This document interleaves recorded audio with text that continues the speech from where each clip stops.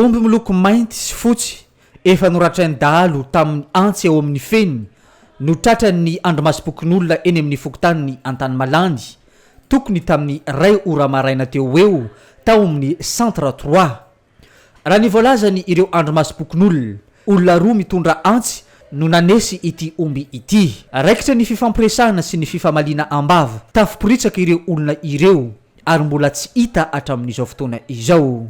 Ny antso avy hatrany no mpitandro ny filaminana avy ao amin'ny polisy pirenena ny andromasom-pokon'olona nilaza ny zavanisy tonga teny an-toerana ny mpitandro ny filaminana ary noentiny izy ireo eny amin'ny toeram-piasan'ny polisy ny FIP ilay omby nisy nangalatra. Milaza foana za omby eny am'ireny hoe tandemo ny mpandarotra mandalo ato Antany Malandy zay ato ny système fiasana. Avy eo koa miteny mihitsy ny be sy ny marina polisy miteny Antany Malandy tsy manao andromaso.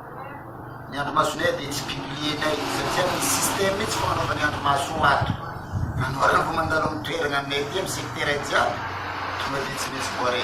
Tamin'ny Matongaly tamin'ny Reorany ny manao andromaso ary amin'ny Poblan, amin'ny Pilony, ambonin'ny Lotériany, hôpital Lotériany dia misy mpanao andromaso. Mandalo teo ny mpitolongo Feliciana Leone.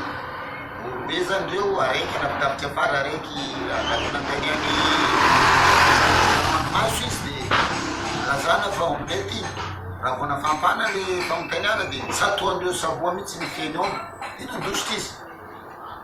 Dia raha vao nandositra izy tazan'ny mpanao andromaso niantso ny mpitandron'ny filaminana satria zay ny pekadinay ato hoe ny miron'ny mpitandron'ny filaminana dia any mpanao andromaso.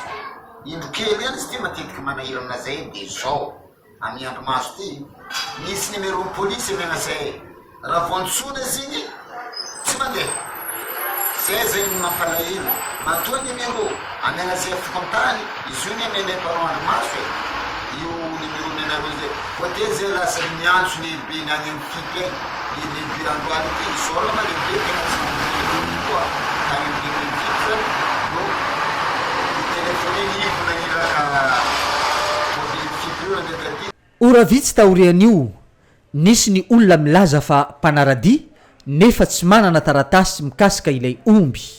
Nambarany andromasom-pokon'olona fa efa eny am-pelatana ny mpitandro ny filaminana ny raharaha ka anjara ny mpitandro ny filaminana avy eo no manao ny fanadiadiana mikasika ity alatromby ity.